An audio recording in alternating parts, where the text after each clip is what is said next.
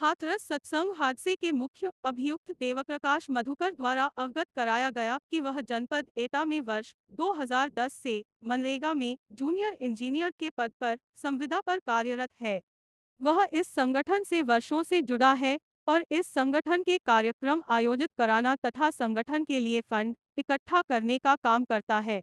वह दिनांक 2 जुलाई को ग्राम फुलरई में आयोजित सत्संग के कार्यक्रम का मुख्य आयोजक था तथा इस कार्यक्रम की अनुमति इन्हीं के द्वारा ही ली गई थी। इस प्रकार अभियुक्त देवप्रकाश मधुकर की इस घटना में दो भूमिकाएं मुख्य आयोजक एवं फंड रेजर के रूप में प्रकाश में आई है। उक्त अभियुक्त तथा इसके निर्देशन में कार्य कर रहे सेवादारों व समिति के सदस्यों की सत्संग के पांडाल के आसपास बैरिकेडिंग, प्रवेश द्वार, निकास द्वार, बैठने की व्यवस्था, पार्किंग व अन्य सुविधाओं की संपूर्ण जिम्मेदारी थी। अभियुक्त देवप्रकाश एवं अन्य सेवादारों के द्वारा पुलिस प्रशासन को कार्यक्रम स्थल के अंदर किसी भी तरह के हस्तक्षेप से रोका गया। उक्त कार्यक्रम स्थल पर इनके सेवादार तरह तरह की वेशभूषा में कमांडोज के रूप में सारी व्यवस्थाएं देख रहे थे। कार्यक्रम स्थल पर किसी भी व्यक्ति को वीडियोग्राफी अथवा फोटोग्राफी करने से रोका जाता था। इस प्रकार उक्त व्यवस्था को सही तरीके से नहीं किया गया एवं प्रशासन द्वारा निर्गत अनुमति पत्र में वर्णित अनेक शर्तों का उल्लंघन करते हुए यातायात व्यवस्था इत्यादि को प्रभावित किया गया। पूछताछ से यह भी स्पष्ट हुआ है कि इनके द्वारा भीड़ को संभालने का कोई प्रयास नहीं किया गया तथा सभी मौके से फरार हो गए।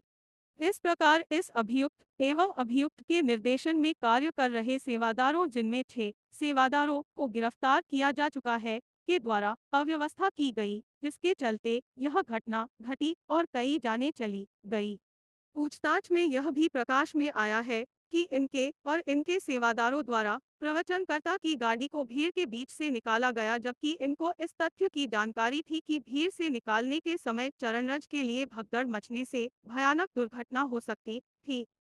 इसके अतिरिक्त इस तथ्य की भी गहराई से जांच की जा रही है कि यह घटना आयोजक और सेवादारों द्वारा किसी के कहने या दुष्प्रेरित करने से तो नहीं कराई गई है एवं आवश्यकतानुसार गिरफ्तार सेवादार और आयोजकों को पुलिस कस्टडी रिमांड में लेकर पूछताछ की जाएगी। अभियुक्त देवप्रकाश मधुकर इस संगठन में काफी दिनों से जुड़े होने के कारण संगठन का फंड रेजर बन गया था और संगठन को संचालित करने तथा सत्संग इत्यादि कराने के लिए पैसे इकट्ठा कर रहा था। पूछताछ से यह भी पता चला कि इनसे विगत कुछ समय पूर्व कुछ राजनीतिक पार्टियों द्वारा संपर्क किया गया था। फंड इकट्ठा करने के संबंध में गहराई से जांच की जा रही है कि कहीं इस तरह के कार्यक्रम तथा अन्य संसाधनों को किसी राजनीतिक पार्टी से पोषित तो नहीं है। अब तक की पूछताछ से ऐसा प्रतीत हो रहा है कि कोई राजनीतिक दल अपने राजनीतिक व निजी स्वार्थ के लिए इनसे जुड़े हैं।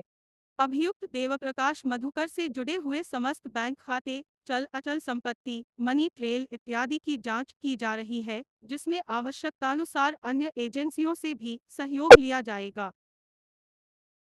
थाना सिकंदराबाद में गांव फुलरई मुगलगढ़ी में दिनांक 2/7/2024 को एक अत्यंत दुखद एवं दुर्भाग्यपूर्ण घटना घटित हुई, जिसमें भोले बाबा के सत्संग कार्यक्रम के उपरांत भगदड़ मचने के बाद 121 लोगों की मृत्यु हो गई थी।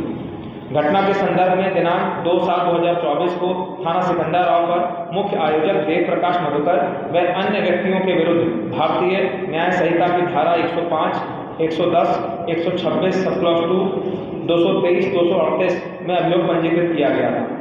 घटना की विवेचना पुलिस उपाधीक्षक स्तर के अधिकारी को स्थानांतरित करते हुए पूर्व में 6 अभियुक्तों को गिरफ्तार किया जा चुका है।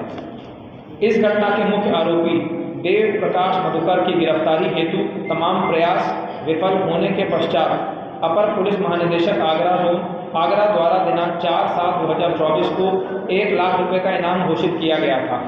उक्त अभियुक्त देव प्रकाश मधुकर को हाथरस की जनपदीय एसओजी द्वारा कल दिनांक 5/7/2024 को देर शाम नजफगढ़ दिल्ली से गिरफ्तार कर लिया गया है तथा थाना सिकंदराबाद पुलिस द्वारा आज दिनांक 6/7/2024 को अभियुक्त राम प्रकाश साखे को कैलाश कैलोरा चौराहा से तथा अभियुक्त संजू यादव को गोपालपुर कचौरी सिकंदराबाद से गिरफ्तार कर लिया गया है।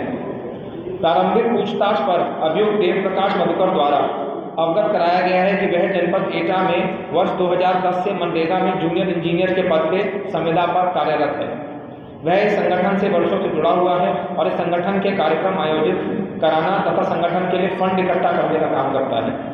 वह दिनांक 2/7/2024 को ग्राम फुलरई में आयोजित सत्संग के कार्यक्रम का मुख्य आयोजक था तथा इस कार्यक्रम की अनुमति इन्होंने ही ली थी। इस प्रकार अभियुक्त देव प्रकाश मधुकर को इस घटना के बारे में 2 भूमिकाएं उनकी सामने आ रही हैं। पहली भूमिका मुख्य आयोजक के रूप में और दूसरी भूमिका फंड रेजर के रूप में।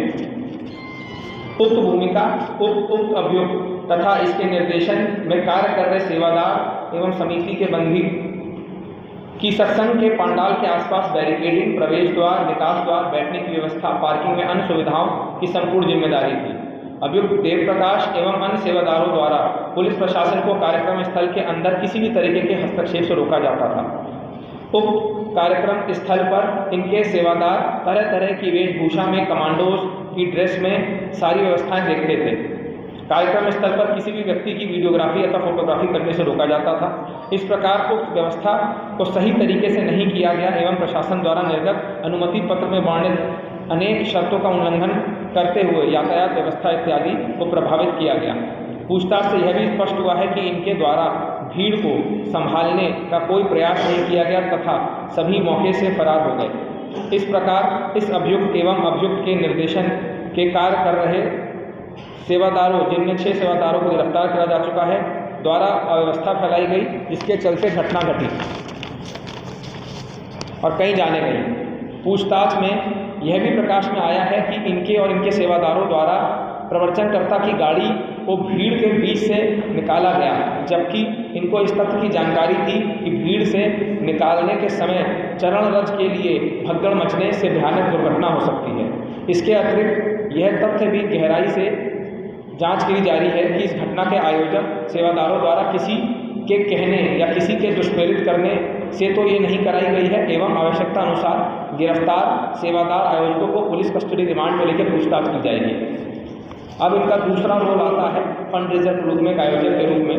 अभियुक्त देव प्रकाश मधुकर इस संगठन में काफ़ी दिनों से जुड़े हुए हैं और संगठन को संचालित करना तथा सत्संग इत्यादि करने के लिए पैसा इकट्ठा किया करते थे।